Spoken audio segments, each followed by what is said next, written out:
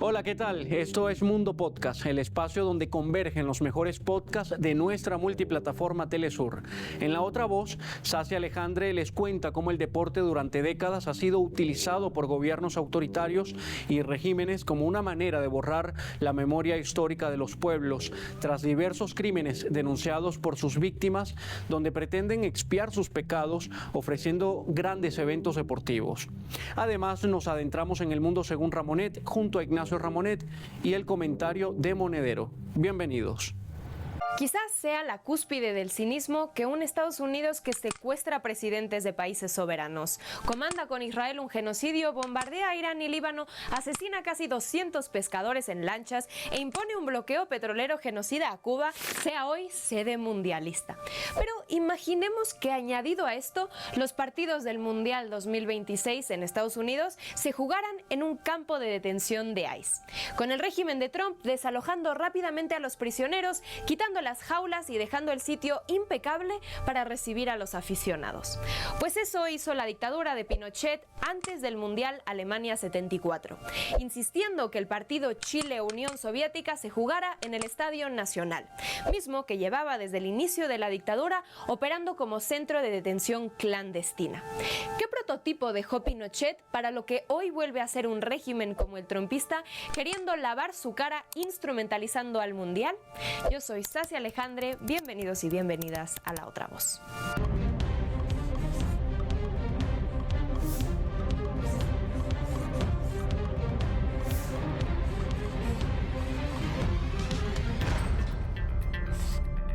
El fútbol y particularmente el mundial usado para blanquear regímenes sanguinarios no es cosa nueva del 2026.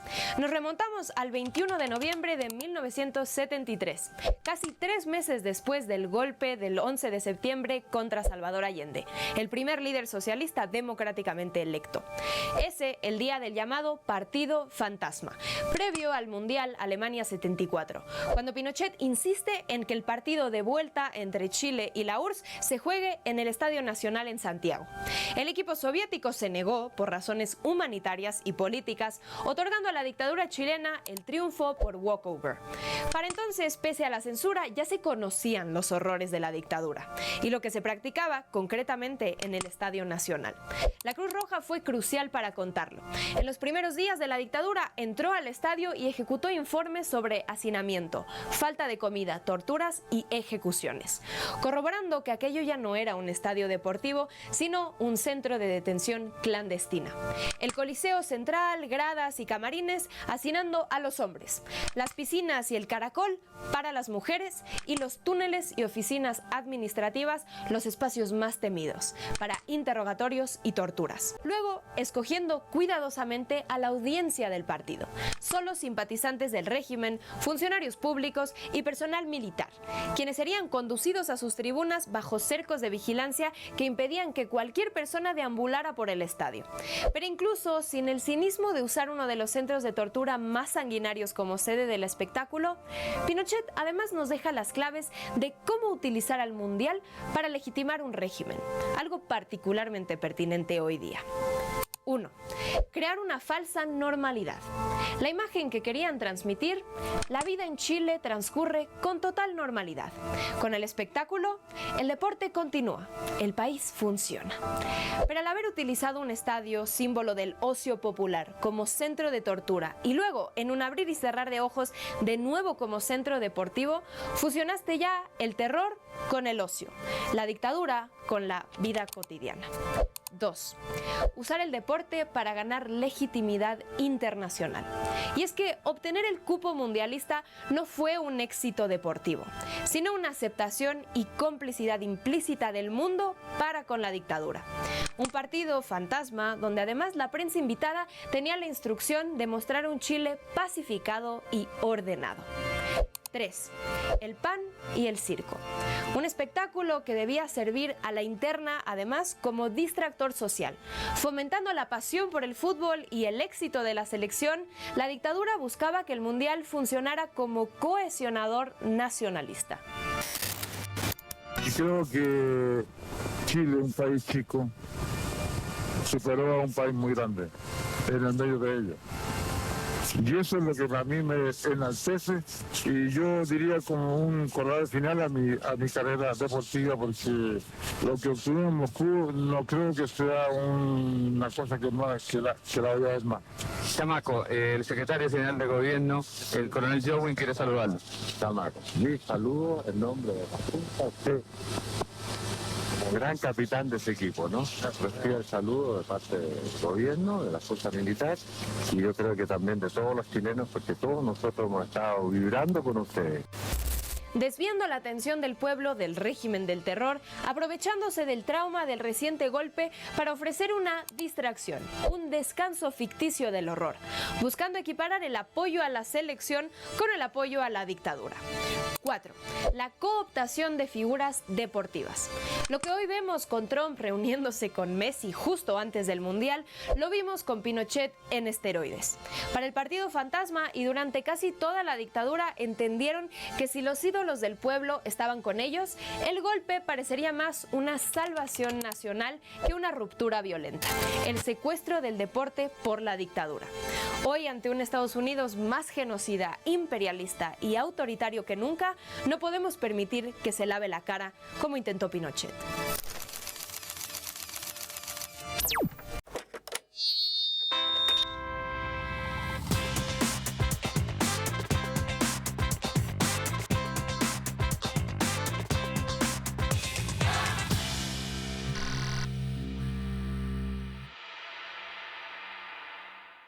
Continuamos en el segundo segmento de Mundo Podcast. El periodista Ignacio Ramonet rinde homenaje a Marc Bloch, el gran historiador francés cuyas cenizas acaban de entrar al Panteón de París. Una historia que conecta la Europa ocupada, América Latina, el Caribe y el valor de los intelectuales comprometidos con las causas justas. Hola, ¿qué tal? Bueno, pues hoy quiero hablarles de un historiador. Un gran historiador francés, se llama Marc Bloch, muy conocido evidentemente, un historiador universal. ¿Por qué les hablo hoy de Marc Bloch? Bueno, porque esta semana, el martes pasado, en Francia se decidió que las cenizas de Marc Bloch entrarían, junto con las de su esposa, Simone, entrarían en el Panteón. El Panteón en Francia, que se encuentra en el barrio latino, es uno de los edificios más impresionantes de la capital de Francia y en ese edificio se encuentran pues todas las grandes personalidades que han merecido la admiración de la nación y que por otra parte representan también pues lo que podríamos llamar las virtudes de la nación francesa desde la República. Ahí están enterrados Rousseau, por ejemplo, está Voltaire, está Víctor Hugo, evidentemente, y también están los grandes resistentes.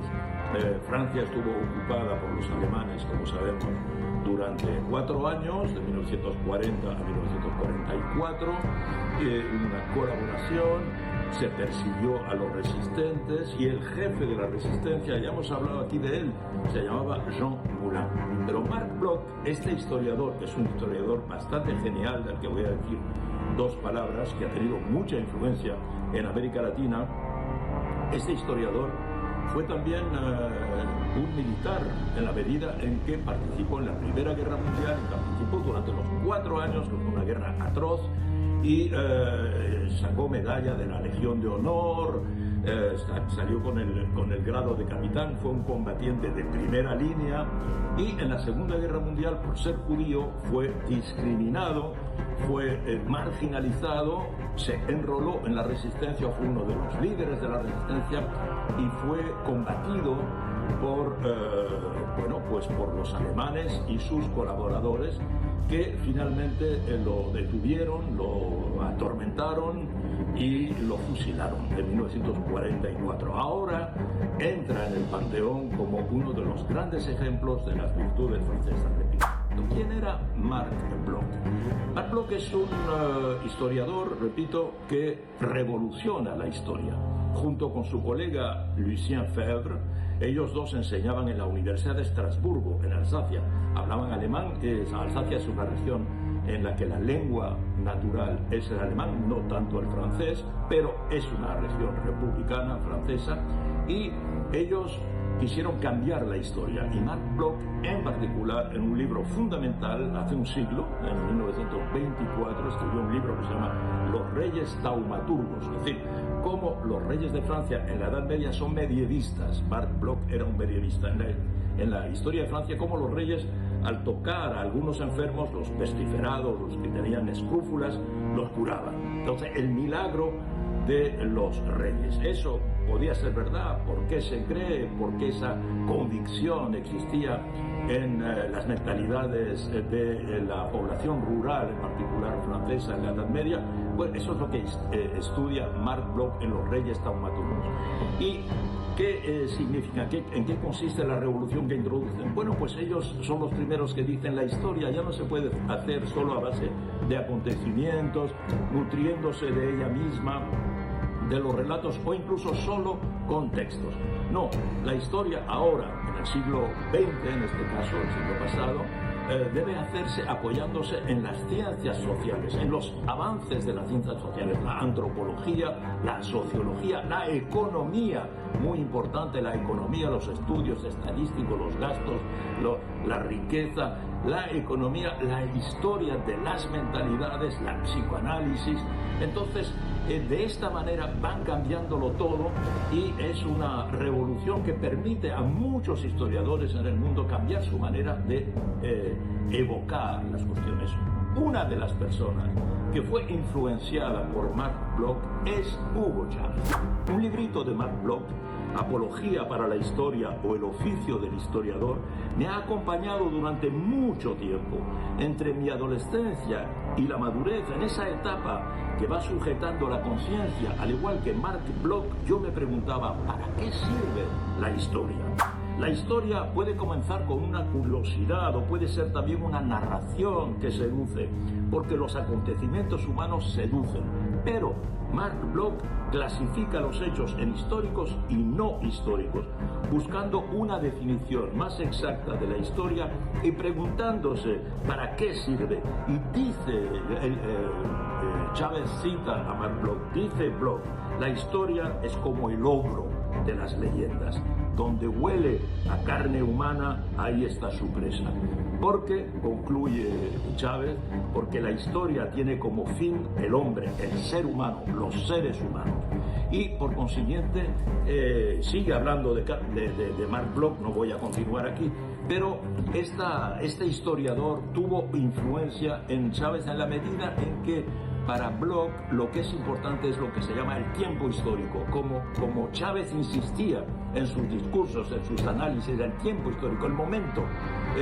Una persona puede no tener dotes particulares, pero llega el momento en que crea las condiciones para que esas virtudes, esas cualidades surjan, y así surgen los líderes, explicaba Chávez, también lo explicaba Fidel Castro. Entonces, Marc Bloch, que está ahora en el Panteón de Francia, es un historiador que hay que leer.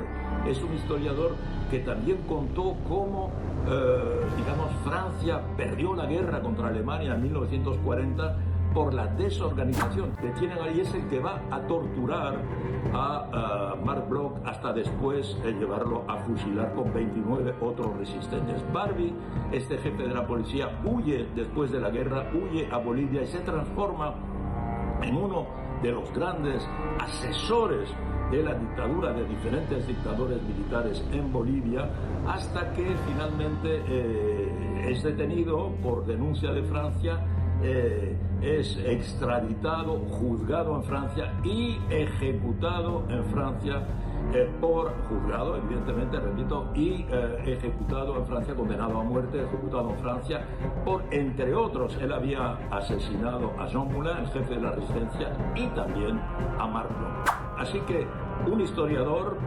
metido en política contemporánea y un gran resistente, un hombre cuya obra debe leerse hoy día, como nos lo aconseja el comandante Hugo Chávez. Hasta la semana próxima.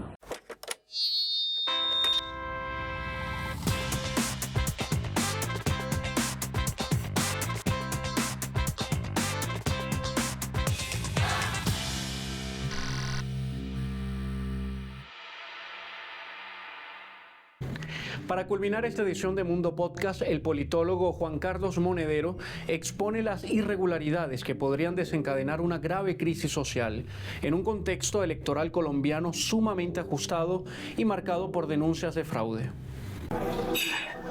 Juan Carlos Monedero, para Telesur, ¿qué ha pasado en las elecciones en Colombia? Abelardo de la Espriella, el candidato de Donald Trump, ha ganado de la manera más apretada en 30 años. Solo en la segunda vuelta en Colombia. No ha ganado por goleada, ha ganado en los penaltis, como ha dicho María José Pizarro. Este abogado, un perfecto desconocido, elevado a la presidencia a través de una millonaria campaña electoral de corte norteamericano, ha sacado 12.959.000 votos, el 49,6%, frente a los 12.700.000 votos de Iván Cepeda, el 48,7%, con una alta participación del 63,6%, es decir, ha ganado por un poquito menos de un punto de diferencia. Después del primer gobierno de la izquierda en la historia de Colombia, la doctrina marcada por Trump en la estrategia de seguridad nacional, esa de apenas 6 meses, eso que se llamó el llamado corolario Trump a la doctrina Monroe, América para los norteamericanos y todo el hemisferio occidental, bueno, pues ha vuelto a obtener resultados. La injerencia norteamericana ha vuelto a decidir la presidencia de un país latinoamericano. No se trata de los pucherazos clásicos de poner votos en una urna o manipulando incluso el software, algo más sofisticado. Son cosas que también se han hecho en Colombia, pero que al estar sometidas a una mayor vigilancia ha resultado más complicado que se apliquen. No olvidemos que el presidente Gustavo Petro lleva mucho tiempo advirtiendo acerca de la falta de transparencia de la empresa privada, una de los llamados hermanos Bautista, que es la que gestiona la transmisión de los datos y que está bajo sospecha por su vinculación, por su cercanía con la extrema derecha colombiana. Así que también, igual que los problemas que hubo en la primera vuelta por la falta de testigos. De manera que el fraude electoral ha tenido otros derroteros, ¿no? Hay un fraude que solamente se va a poder verificar a través de denuncias judiciales, lo cual es un problema, porque eso tarda mucho tiempo en solventarse y además no impiden el resultado. Es lo que pasó con el ilegal encarcelamiento de Lula en Brasil, que es lo que permitió la victoria de Bolsonaro. 580 días en la cárcel, que después fueron declarados ilegales por el Tribunal Supremo brasileño, pero que no quitaron el gobierno de Bolsonaro ni castigaron al juez Moro por su prevaricación. Al revés, el juez Moro lo benefició Bolsonaro recompensándolo con el nombramiento de ministro de Justicia y de Interior.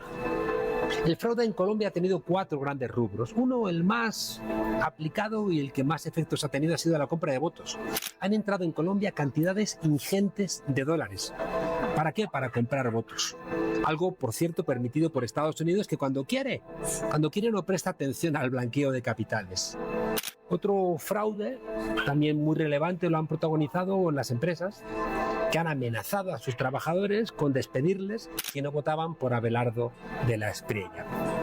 Un tercer fraude muy preocupante ha sido el uso de bots y de inteligencia artificial para mandar mensajes personalizados a los teléfonos móviles, a los celulares de los votantes, suplantando con inteligencia artificial la personalidad, en este caso la imagen y la voz de Iván Cepeda.